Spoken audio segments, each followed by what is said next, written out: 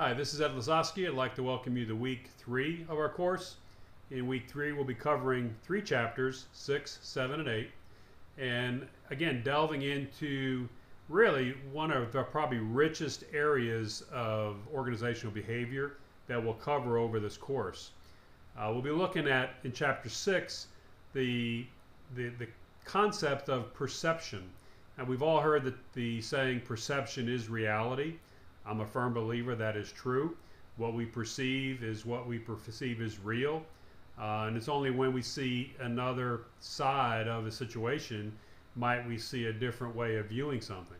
So the whole concept of perception will lead into how we judge others. Again, how we perceive an individual's tone, inflection, the way they may be addressing us definitely has an impact on how we judge that individual. So in chapter 6, we'll really be looking at the many different ways that our mind goes through that judging process. And there's a host of things we do as human beings. We all do it. We all have stereotypes. We all have bias. It's really built into the framework of how we think, and it's mostly a survival mechanism. Stereotypes can be good because we learn from experience things that we should probably avoid or not do, but it can lead to very erroneous results for a whole host of reasons, many of which you can probably imagine. So it's important that we understand that we all have stereotypes, we all have biases, and being able to reflect and look within, recognizing our own stereotypes we may have, the own inherent biases that we've gained through life, making sure we can recognize those so we don't let those biases and stereotypes cloud our judgment is really a key concept we'll be covering in chapter 6. Chapter 7, we are going to be digging into the topic that is without a doubt one of the most researched and documented theories in organizational behavior, and that's motivation. How we as human beings are motivated to either survive, perform better. So, and it's widely used in every organization on the planet. And there's a host of different theories. None are factual. They're all theories because they all have pros and cons depending on where you may be sitting geographically at the time. So we're going to look at and explore to a small degree several of the more better known motivational theories. We'll explore Herzberg's two-factor theory, sometimes referred to as the motivation hygiene theory. You'll find there's a video in this week that actually allows you to hear directly from Herzberg himself.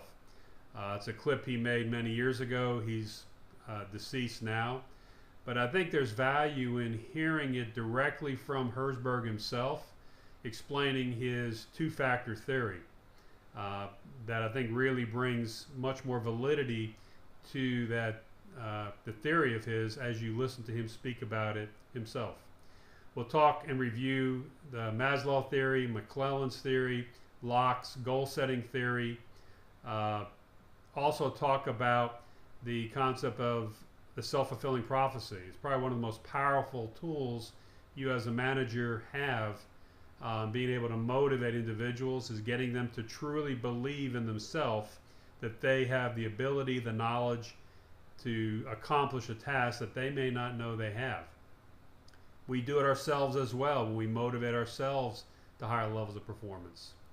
We'll also talk about Vroom's expectation theory. And again, there's another video, a short video in this week's module that discusses the expectancy theory and how you may be able to use it in your career path and organizations. Chapter 8 talks about applying the concepts of motivational theory, and there's a host of ways we do that, either through what may be termed employee benefits, so for example telecommuting, job sharing, but most importantly reward and recognition.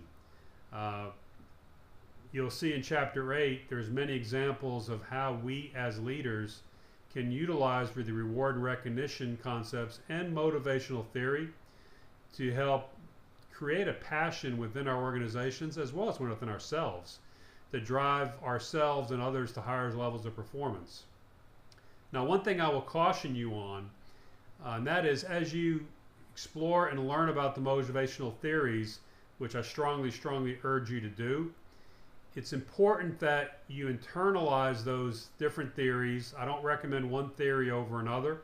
They all have their pros and cons. But it's very important that whatever approach you use now and in your future career, you do so from a perspective of trust, from a perspective of being honest and transparent. Because as soon as you start looking at trying to utilize one of the theories or reward and recognition in a manipulative way, you will find it will backfire. We as human beings are very perceptive. We see when someone is trying to ask us to do A when they really are looking at B. So as you look at these different theories and think about how you may apply them, be sure you're coming from the heart.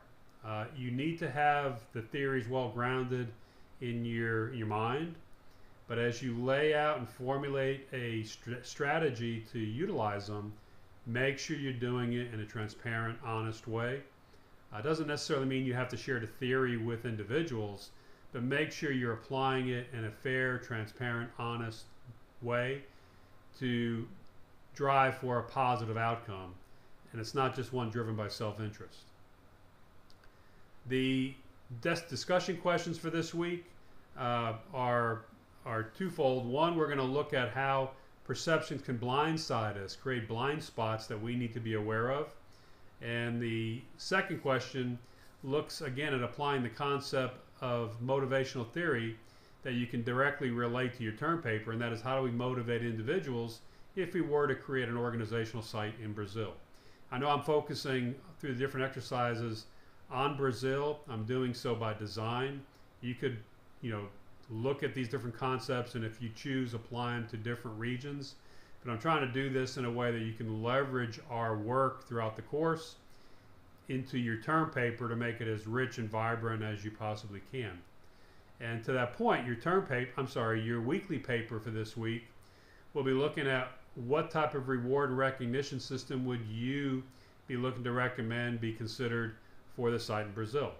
And again, this focus on Brazil, it's not myopic. You can take the concepts we're talking about and apply it to any geographic region in the world, be it the United States or any other country you may have interest in. We'll have a few videos, like I said already, in week 3. You also have the part 2 of your term paper that is due, providing the reference list. And again, you're going to be building this paper as you go. So part 1, you completed your title and your Venn diagram. Part 2, what you're doing this week, will be your reference list. Obviously, you're going to use the references I provided to go with the term paper. You should look at the Baker Online Library and add a few more references that will add to the paper that you're building as we're going. Again, welcome to week 3. I hope you find it interesting. You should, because motivation is, of all the topics we're going to cover, this is the one that will provide you, from my own personal opinion, with the greatest wealth of knowledge to help drive improvement in your organization. And it's important you understand the different theories so you can find one that will best work for a situation and team you may be dealing with. So again, I'll see you in the classroom.